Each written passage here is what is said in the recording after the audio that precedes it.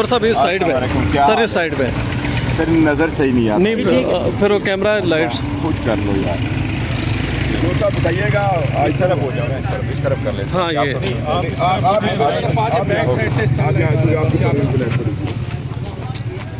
गौर साहब बताइएगा, आज तो बड़ी सख्ती की हुई है, यहाँ पे सारी गिरफ्तारियाँ भी हो रही है और मुलाकात के लिए। देखो, मैं एक रिक्वेस्ट ज़रूर करूँगा। ये खान साहब के 2.5 साल हो गए जेल में। ये मुलाकातें ऐसी चीज़ है कि आज जितनी पेचीदगियाँ आप नज़र आ रही हैं आपको, ये इन मुलाकातें न होने से। फरवरी 2025 के बाद लीडरशिप की कोई मुलाकात नहीं हुई, सारी मुलाकात नहीं हुई। मुलाकातें होती तो हमें पता चलता खान साहब की सेहत कैसी है, हम बर वक्त बताते, इलाज का फिक्र होता।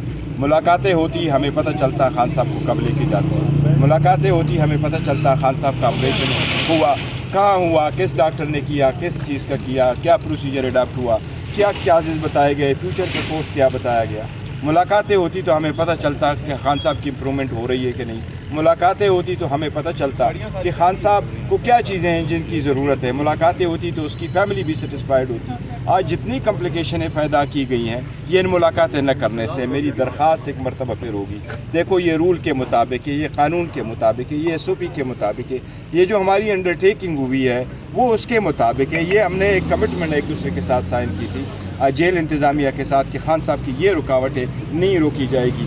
लास्ट मुलाकात हमारी खान साहब से 16 अक्टूबर को हुई, उसके बाद मुलाकात नहीं हुई। अगर आप मुलाकात नहीं करने देते, बच्चों से बात नहीं करने देते, अखबार TV वगैरह आप रोक लेते हैं, खाना वक्त पे नहीं देते, अगर आप लीडरशिप की मुलाकात नहीं कराते तो ये तो अदरवाइज़ इनह्यूमन है। और अगर आप मियाँ बीवी की भी मुलाकात होने नहीं देते, बच्चों की सिम आपने बुशरा बीवी की बच्चों ने भी खान साहब को नहीं देखा, तो ये तशवीश तो होगी।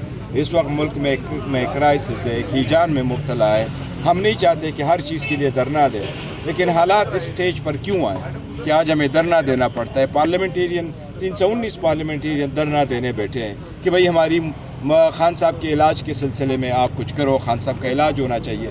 क्या ये सारे नहीं मानते कि इलाज बीमारी अल्लाह की तरफ से है, लेकिन ये भी तो लाजिम है कि आप इलाज करो। क्या जेल में इलाज होना ये खान साहब का हक़ नहीं है? क्या जेल का रूल 795 ये नहीं कहता कि अगर कोई बीमार हो जाए तो उसकी फैमिली को इतला की जाए और उसकी फैमिली को साथ रख कर के आप इलाज करवाएं?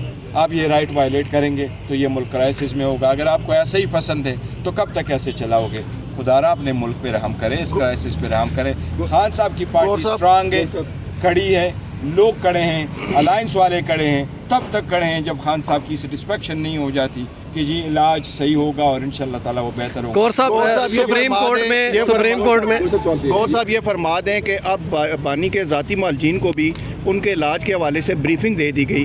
आप और अल्लामा राजा नासिर अब्बास को ब्रीफिंग दे दी गई, तो अब उनके इलाज के हवाले से एतराज़ की क्या गुंजाइश बची है? और दूसरा ये बताइएगा, जेल सुप्रिटेंडेंट की जानिब से आज एक रिपोर्ट सुप्रीम कोर्ट में पेश की गई जिसमें बानी PTI को जो सहूलियात दी गई सारी तफसीलात सामने रखी है, इलाज मालजे, खाने पीने, कुक समेत, वो क्या है? वो रिपोर्ट सही नहीं है। देखिए, मैं कह रहा हूँ वो जो पहले रिपोर्ट सुप्रीम कोर्ट ने बनवाई थी जिस पे हुकूमत ने कोई एतराज़ नहीं थी, रिपोर्ट सुप्रीम कोर्ट ही नहीं डायरेक्ट किया कि हमें रिपोर्ट दे दो। और सुप्रीम कोर्ट ने कहा था, हमारी ऐसी कोई दरख्वास्त नहीं थी कि आप ये मंगवा लें, हमारी तो दरख्वास्त थी कि उनके इलाज के सिलसिले में।